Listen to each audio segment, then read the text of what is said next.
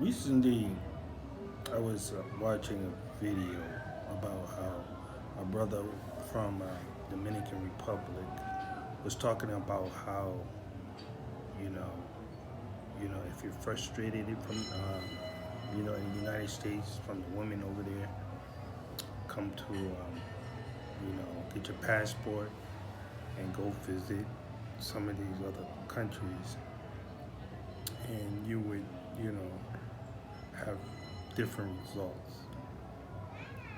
And there was a somebody who was commentating on the message, and he was saying that, well, what you really need to do is, you know, better yourself to get better results when it comes to women. My take on this is that if you can get your passports, even if you don't have a lot of money, you can go to another country, right? And I'm not talking about staying in the tourist area. Live amongst the people in a more affordable place. And just doing that alone, you know, you will better yourself because you don't have, somehow there's the matrix effect will start to rub off. The longer you are outside the United States, the better you are. The better you'll have a clearer head. And if you have to go back at some point with a plan, sometimes you just need a couple of months, 3 months in the mountains with a plan just to figure out what you want to do in life. And, you know, you'll have time because a lot of places, um, if you're living in a cheap, area, and you're spending what $100 a month on rent, you don't really need to save that much. Food, $2 for a dinner, a meal. You don't really need to save that much, and you have time to stop, focus, think about how you want to reorganize your life and what kind of life you have. And for men, I think this is one of the best, most important things that a passport can give you, a focus. Now, I want to talk about how I first went to Dominican Republic, right? And I was living in a complex. It was like a little studio room, small studio. It was costing me $50 a month. Nice little community town, you know. A lot of girls everywhere, beautiful girls. Um, the only issue I had was the noise. The Dominican Republic is the noisiest place. It's like a party place, like a party society. It was the noisiest place, the noisiest country I've ever been to.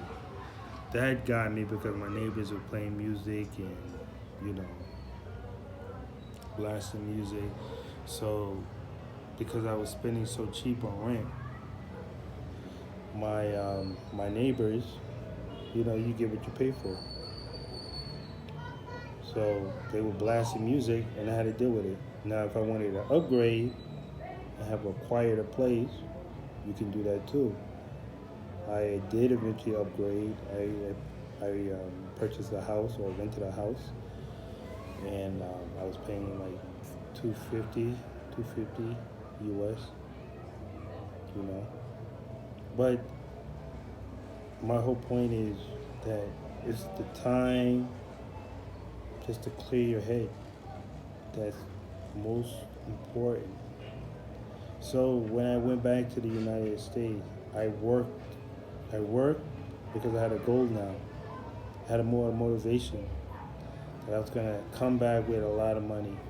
So I worked, not a lot of money. Well, I made about maybe $5,000, right? $5,000, and I came back to um, Dominican Republic. I had a little girlfriend there, and you know, I